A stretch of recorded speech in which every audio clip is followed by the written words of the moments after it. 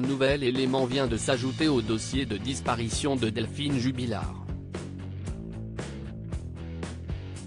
Ce samedi 6 mai, le journal régional La Dépêche a dévoilé le témoignage du plus proche voisin du couple, alors en instance de divorce, de la rue Yves-Montand de Cagnac-les-Mines, 81, et ces détails inédits viennent remettre un témoignage antérieur en perspective.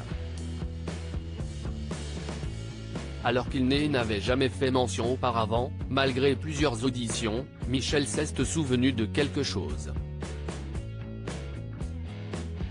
Des chiens. Ces deux chars pays, Gnocchi et Oprah, appartenant à Cédric et Delphine. Mais si ce détail semble anodin, il fait pourtant écho à un témoignage antérieur qu'une mère et sa fille, postées à 140 mètres de leur maison, avaient confié aux enquêteurs.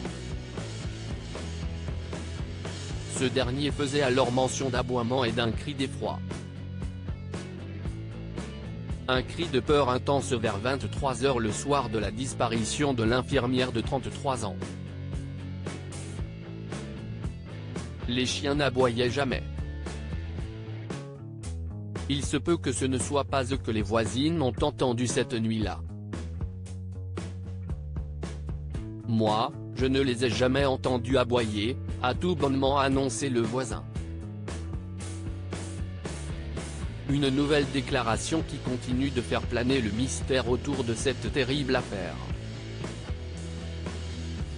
Une nouvelle date charnière pour rappel, Cédric Jubilard, le mari de Delphine, est en détention provisoire à la maison d'arrêt de Cesse, près de Toulouse, depuis le 18 juin 2021. Présumé innocent jusqu'à preuve du contraire, le peintre plaquiste de 35 ans reste malgré tout le principal suspect. Le 28 mars dernier, la 7e demande de remise en liberté de Cédric Jubilard, qui clame son innocence depuis le début de l'enquête, a été rejetée par la chambre d'instruction de la cour d'appel de Toulouse.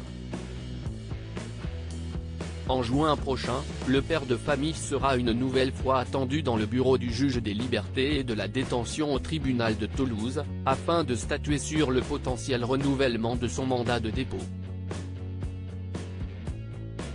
Cédric Jubilard reste présumé innocent des faits qui lui sont reprochés jusqu'à preuve du contraire par les autorités compétentes.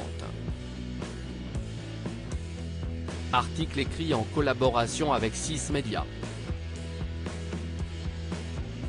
Crédit photo, capture d'écran Facebook.